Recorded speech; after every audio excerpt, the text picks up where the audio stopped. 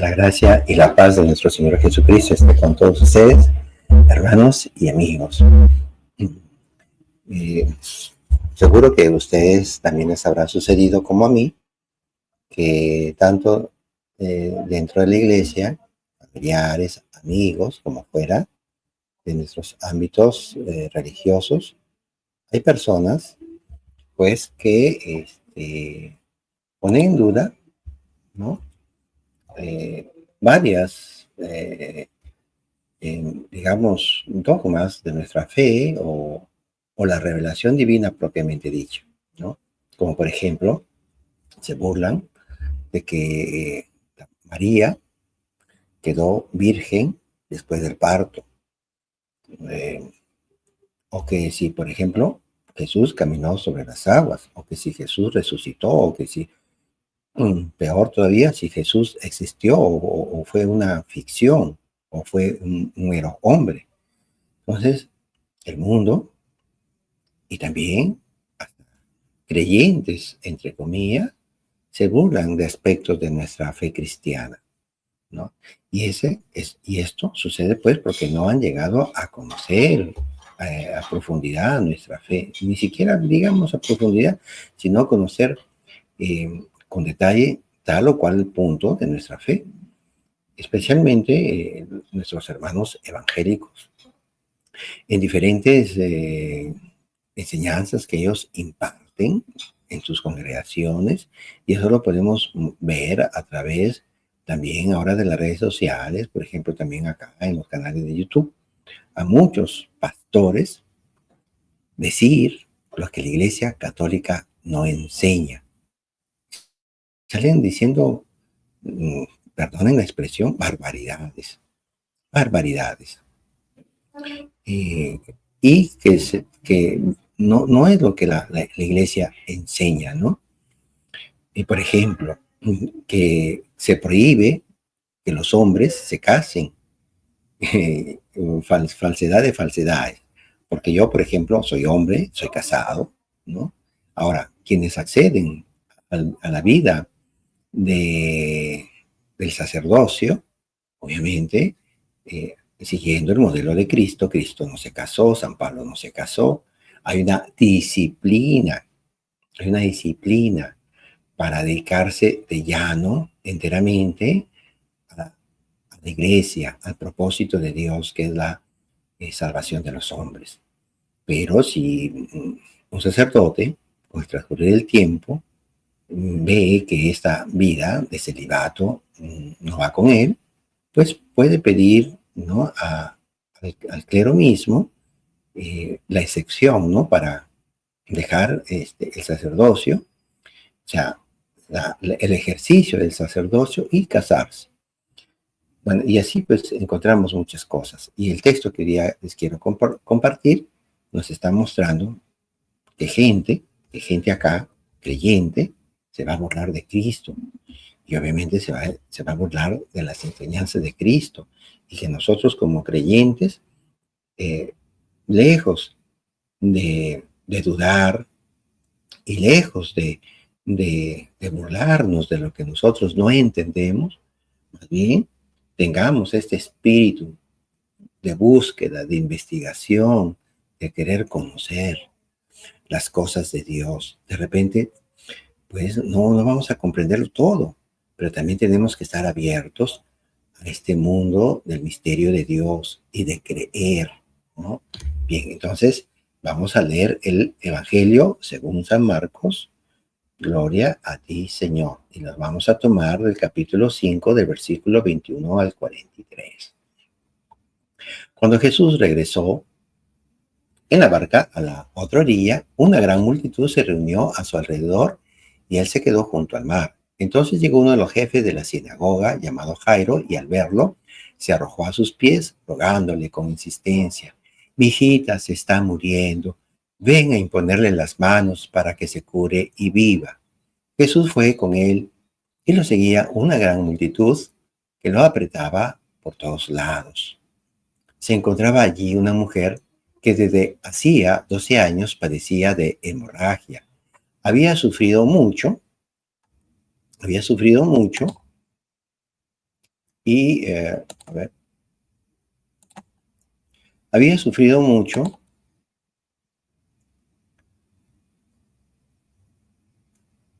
Perdón, un momentito.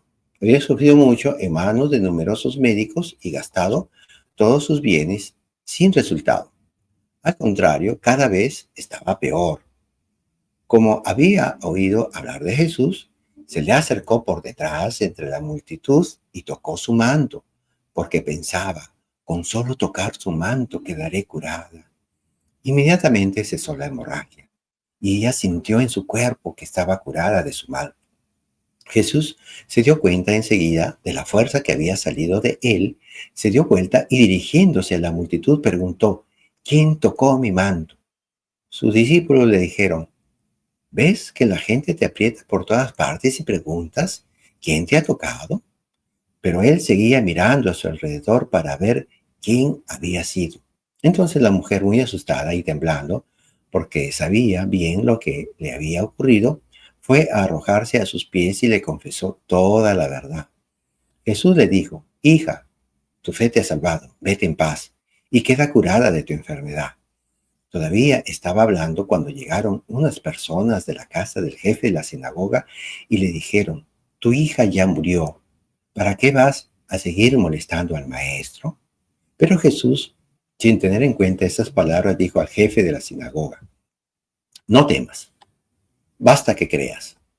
Y sin permitir que nadie lo acompañara, excepto Pedro, Santiago y Juan, y el hermano de Santiago, fue a casa del jefe de la sinagoga. Allí vio un gran alboroto y gente que lloraba y gritaba. Al entrar les dijo, ¿por qué se alborotan y lloran? La niña no está muerta, sino que duerme. Y se burlaban de él. Pero Jesús hizo salir a todos y tomando consigo al padre y a la madre de la niña y a los que venían con él, entró donde ella estaba. La tomó de la mano y le dijo, Talita cum, que significa, niña, yo te ordeno, levántate. Enseguida la niña, que ya tenía 12 años, se levantó y comenzó a caminar. Ellos entonces se llenaron de asombro y les mandó insistentemente que nadie se enterara de lo sucedido. Después dijo que le dieran de comer. Palabra del Señor, gloria a ti, Señor Jesús. Miren, se burlaban de él, nos dice el texto. Se burlaban de él, se burlaban de Cristo. Si de Cristo se han burlado, también se burlarán de nosotros los cristianos, de nosotros los que tratamos reconociendo nuestras limitaciones, también pues nuestros pecados, y tratamos de cambiar de vida, de crecer en santidad, de crecer en una vida religiosa verdadera. Se van a burlar.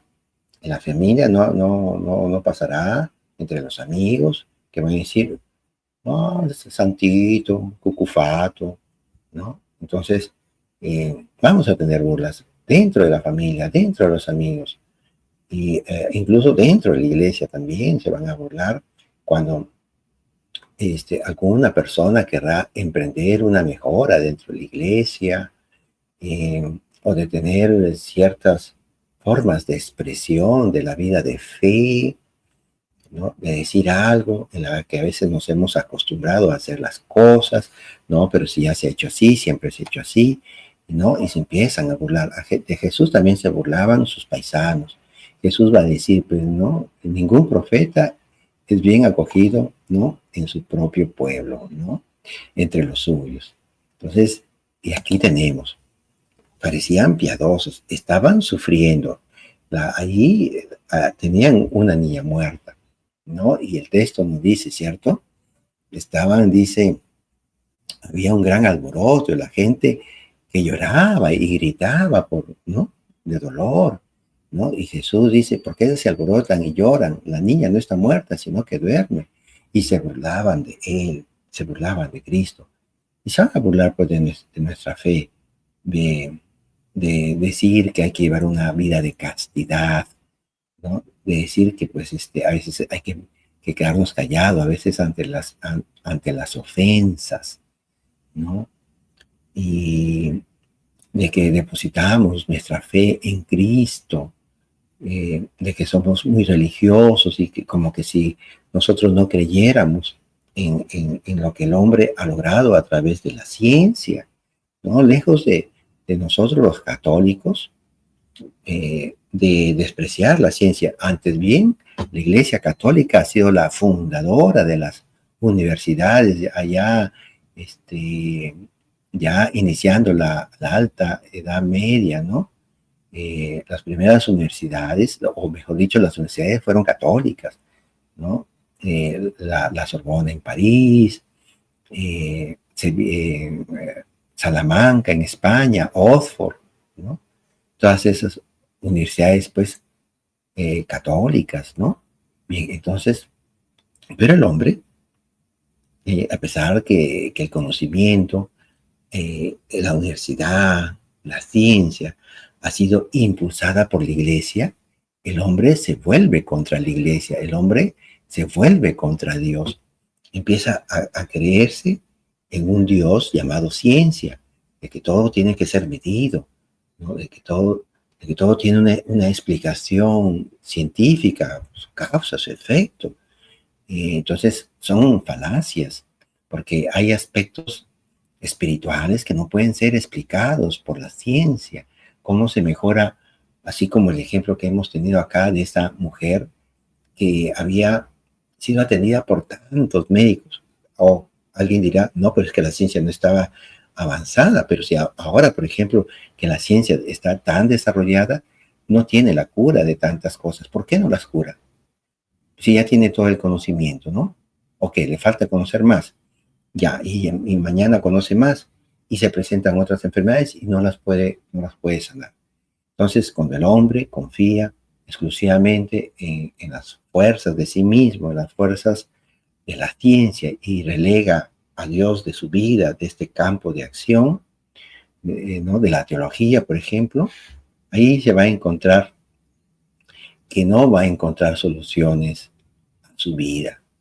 Y nos dice aquí el texto que estamos analizando de Marcos capítulo 5, pasemos al versículo ahora 25, nos dice, se encontraba allí una mujer que desde hacía 12 años padecía de hemorragias.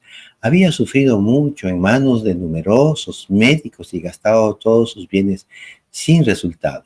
Al contrario, cada vez estaba peor. ¿Y cuántos así, no? Que buscan a un médico y después, lamentablemente, cuando no encuentran la solución con médicos, se van a brujos. Qué triste, qué triste.